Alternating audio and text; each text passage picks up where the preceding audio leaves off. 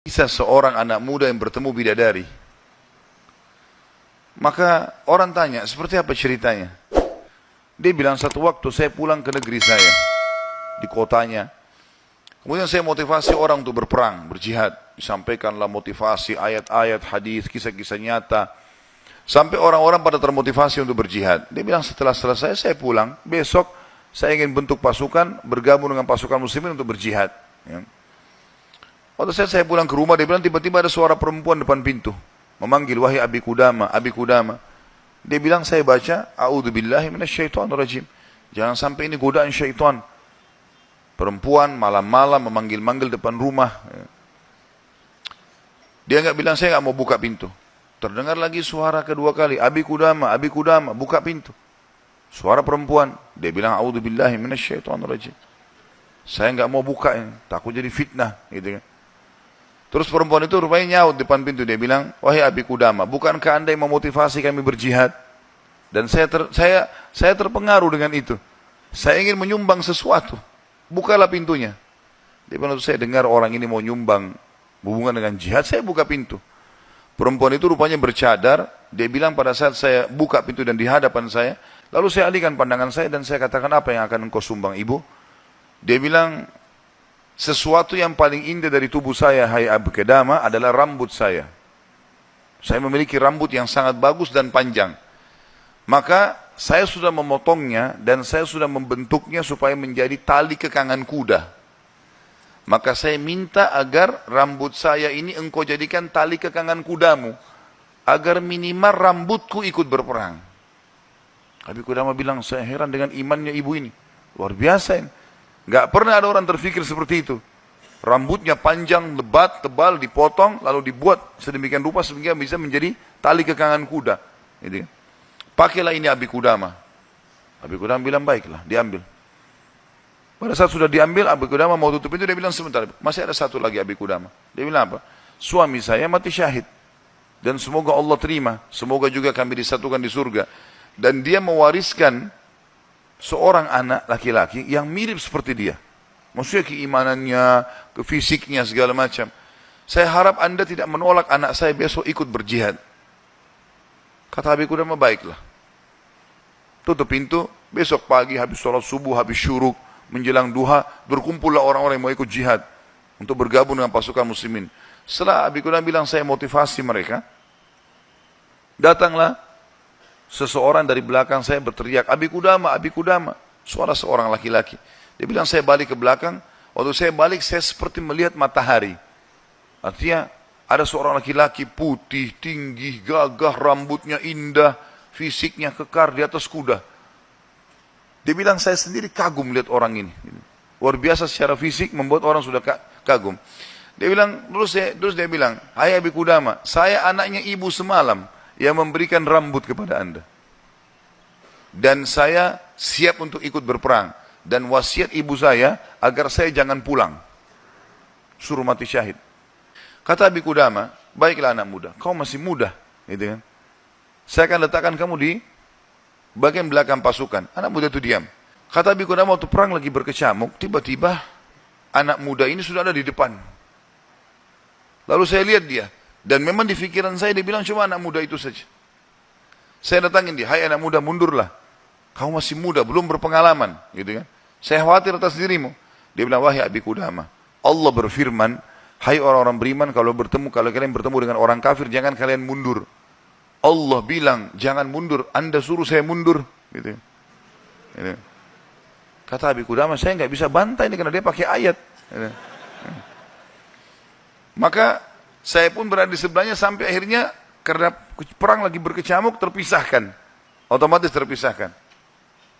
Waktu pasukan lagi istirahat, saya coba cari anak muda ini. Saya nggak cari, pikirannya sudah nggak ada yang lain. Targetnya anak muda ini gitu. Itu betul-betul menarik perhatian dia. Dia bilang begitu saya lihat orang lagi istirahat semuanya karena capek berperang.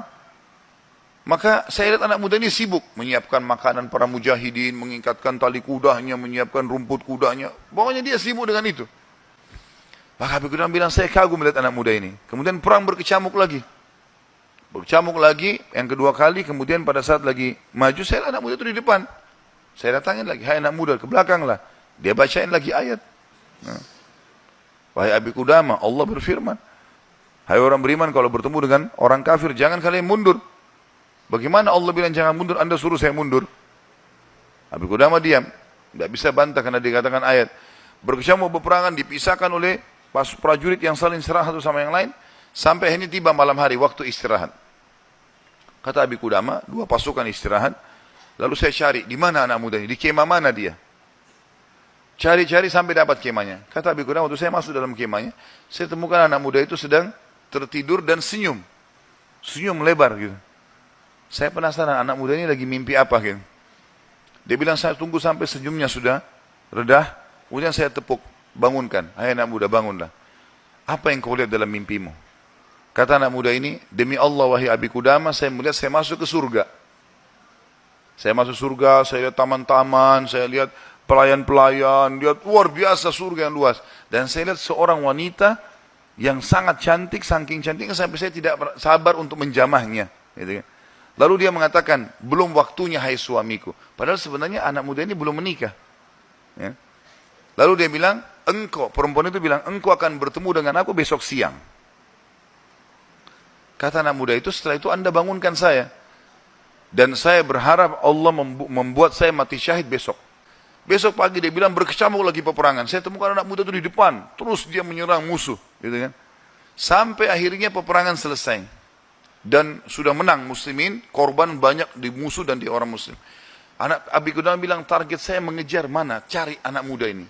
Terbunuhkah atau belum terbunuhkah? Dicari. Dia bilang saya cari di jenazah prajurit muslim yang disusun. Ternyata ada bergeletakan. Saya temukan ada anak muda itu. Penuh dengan darah. Gitu. Ya. Tapi masih hidup. Dan dia lihat, waktu saya datang, dia dengan senyum mengatakan, Abi Qudamah, kesinilah. Dalam kondisi lagi luka-luka ini. Berdarah-darah. Gitu ya. Kata Abi Qudamah, saya pun datang. Apa beritamu, hai anak muda? Dia bilang, hai Abi Qudamah, kalau kau pulang nanti ke kampung kita, ke negeri kita, sampaikan ke ibu saya salam dan bilang, impian beliau sudah terkabulkan. Artinya, saya akan menyusul ayah saya mati syahid. Lalu pesannya ini luar biasa. Dia bilang apa? Wahai Abi Qudamah, apa kau ingat kisah tadi malam, bidadari dalam mimpi saya? Kata Abi Qudamah, iya. Sekarang ada di sebelah saya. Sedang senyum dan menunggu ruh saya keluar. Lalu dia akan membawa saya ke surga. Lalu kata Abi Qudamah, orang itu pun meninggal dunia. Dalam kondisi dia tersenyum, gitu kan. Saya pun menguburnya. Waktu kami pulang ke negeri kami, target saya ke rumah ibunya. Bukan ke rumah saya lagi. Orang semua pada pulang ke rumahnya, ketemu keluarganya. Dia bilang, saya cari ibunya anak muda itu.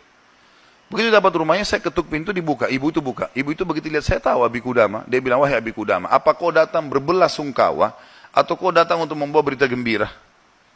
Kata ya, Abi Qudamah, apa maksud anda ibu? Dia bilang, kalau anda pulang, mengatakan anak saya ikut pulang bersama anda, berarti itu belasungkawa. Saya nggak mau anak saya pulang. Mau mati syahid. Tapi kalau anda bilang anak saya mati syahid, berarti itu berita gembira. Abi Qudamah bilang, saya nggak tahan menangis. Lalu saya mengatakan, ibu, berita gembira, Allah sudah kabulkan impianmu. Anakmu telah menyusul suamimu dan semoga Allah kabulkan. Ibu itu menangis, sujud syukur kepada Allah.